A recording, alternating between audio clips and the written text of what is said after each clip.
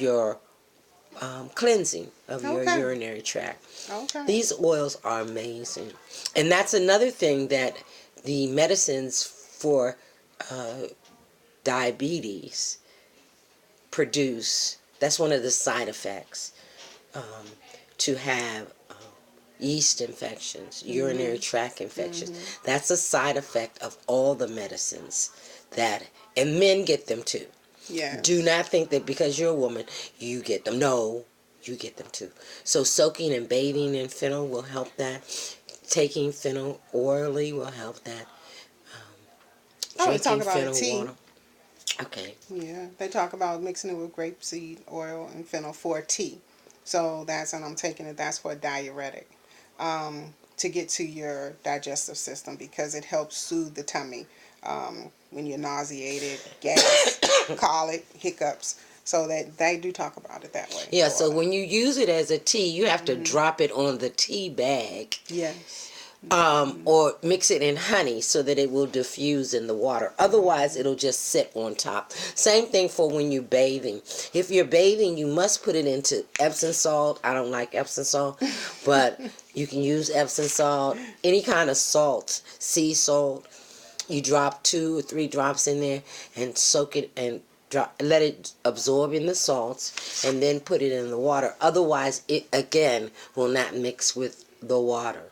So, they're amazing.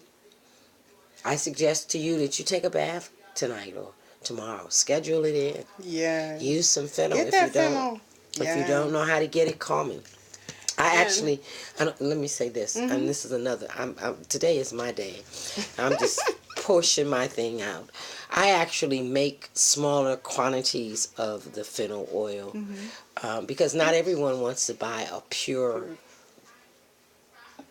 bottle of fennel, especially if you're not using it. Yeah, they don't know what to do with it. How many of you have oils in your cabinet that you bought and can't even remember what they told you to do with it?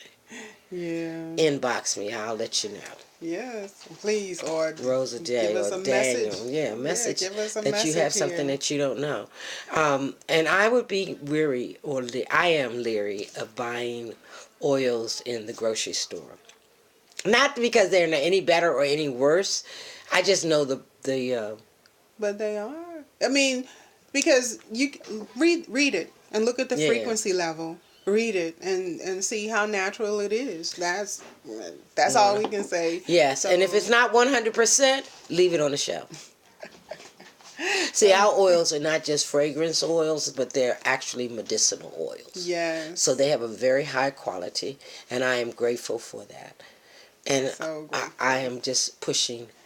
And that's why she was able to take it orally. Now, please don't go in the grocery store or anywhere else like that Now brand or some of those other brands and take a drop and put it in your mouth. Don't do that, please, because they're not all the frequency level, and they're not all as natural as these are. And these come with the little cards, and they tell you whether you can take it orally or not. Okay, so not all of them can you take by mouth. And then even for detox, if you don't want to do the tea. We also learned in the class that you can take a drop and put it at the bottom of your foot. And that's for kidney detox. But then for, what was the other one? And for blood sugar level, to balance it, it says rub it in the center of your foot. Rub it in the center of your foot. So I guess your arch area. And then Rosa did hit on hey, Phoenix. Your libido levels. It will help heighten your libido. Yes. So. How many of you need some sex action with your lover or your husband? And that reminds me to my little quiz that I had. Oh, yes, you have a quiz. So, and that's good because our time is winding out. So be ready to comment in the page. Yes, be ready to comment in our feed line. What did I do with it? What did I do with it? Phoenix, if you need some time or help, you need to call me, 202-321-8327. 321. You to everybody. Oh, I did. Lottie-dottie, everybody. I forgot. Well, that's all right. Just make sure you put your name in it because I don't answer everybody. On the recording. For shame, am I? No. Okay. I love my. I just. Ooh. Inbox me. Should I be scared? No. Alrighty. So, what helps you fall asleep? And if you please chime in. What Listening helps to you? music. Give us a That's thumbs A. up or a smile or something. If it's listening to music, watching TV, exercise and extraneous activities. How about after sex with your partner? Whoa. Internet surfing? How about reading a book? Music helps me. It seems How like people... about counting? We always hear the old infamous Oh, counting yeah, sheep count or counting sheep. something. And if you have something else that helps you fall asleep. I know people always say, you want to go to sleep, take a book. That's You're going to true. fall asleep You reading will that fall book. asleep. Now I even fall asleep on the Audible sometimes. Let's say hit play, read aloud. And But you have a I busy know, day, so you yeah. you probably are supposed to rest. I know that all things happen, and all things happen for the good, and that's it, and that's all. So if you fall asleep, what's the next question, Tiff? Now, this is our takeaway. As we go into our Thanksgiving period, we know that we're going to have fun, right? Yes. So after Thanksgiving, replay this video and let's start decluttering our junk food pantry, okay? So I'm going to give you 10 things.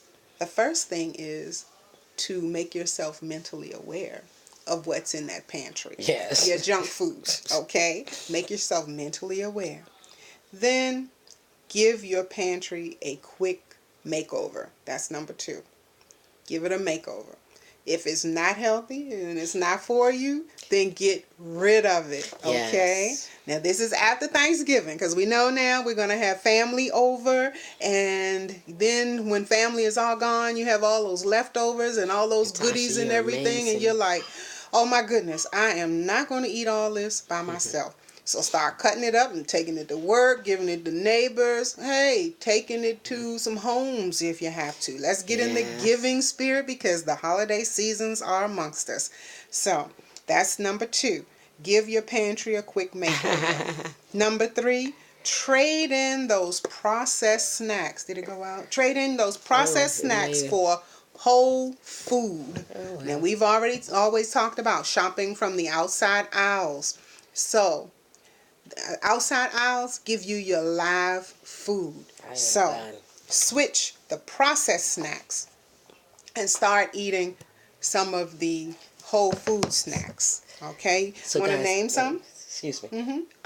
I just went out on my Facebook Live, switched over to Daniel's. Oh, switch Tiffany over Daniel. Tiffany Daniel. Okay. Tiffany Daniel. All right. What do you say? Name processed foods? No, some whole food snacks, some good snacks. So okay. So we're trying to declutter. This is what I do. I actually have a jar in my house, and I go get nuts. Not a lot. I'll get maybe a half ounce of all different kinds of nuts. Almonds, walnuts, sunflower seeds, pumpkin seeds, cashews.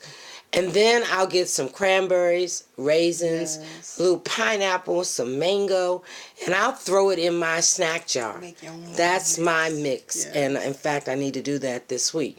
So, and that's my snack. Right. That's my go-to food when my sugar's low. Another thing that I do is I buy GMO-free, gluten-free snacks. So I'll buy the chips that have the different kinds of roots in them.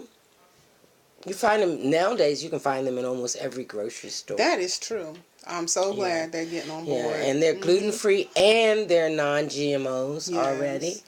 I also buy peanut butter, natural peanut butter, and I also try different kinds of gluten-free, non-GMO crackers. The thing that I find about the crackers, most of them, Van has a very good cracker, but the other ones you have to accumulate a taste for. Yes. Because one of the things with gluten-free foods is that they're crispier because they don't have that sponge of the wheat, barley, and rye.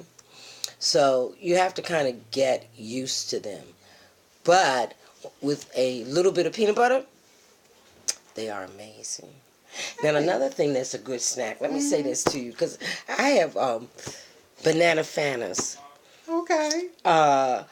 When I have a really sweet Jones, I mean a real sweet Jones, I'd get me a piece of gluten-free bread. I put it in the toaster until it's a little crispy. I put peanut butter on it, the natural peanut, and chop up a banana. Oh, my godmother used to do and that. you can actually put honey on it. Yeah. Drizzle a little honey over top of it and eat that. I tell you, that will cure your sweeties. It sure will. It forever. Sure will. It is so amazing. Sweet. Yeah. Another thing is that you can actually do popcorn. Most popcorns are gluten free. So if you can get the popcorn that you used to shaking yourself. Oh, yeah. And then that way you know that what's going or in the it. air popped or right. Yeah. And then you can put some grapeseed oil or some avocado oil and even some seasoning. When we were talking about the seasonings last show. You can make any kind of seasoning. And you don't have to weigh it down with butter. Okay. Now, you know, another thing that I do is sometimes, I don't do this often, but Kind, the product Kind, they make those fruit bars that are gluten-free and non-GMOs. So I have like 6 of them. But I also bought this new one that I really don't like. You have to really kind of make a taste for it. It's called the Kale and Apple Snack. And it's actually, first off, it's black and it's gummy. I think I'm going to have to acquire a taste for it. You have to look for it. Right. When I looked at it, I was like, ooh, I think I have one. Let me go look. And you know what? And while she's looking, let's go back to the produce side. Because she mentioned peanut butter. And I love peanut butter with apples, peanut butter with celery. Then I have been trying to be patient with the fruit because it goes bad so fast. But I'm still buying, so I'll buy less grapes now and say, okay, you know, we got to eat them up. So on the days that I have the grapes, instead of taking the nut mix, then I'll say, let me take these grapes because I know within 3 to 4 days they're going to go bad. You know, another side you could do for that is buy a covered ice tray. Okay. Blend it up in your blender.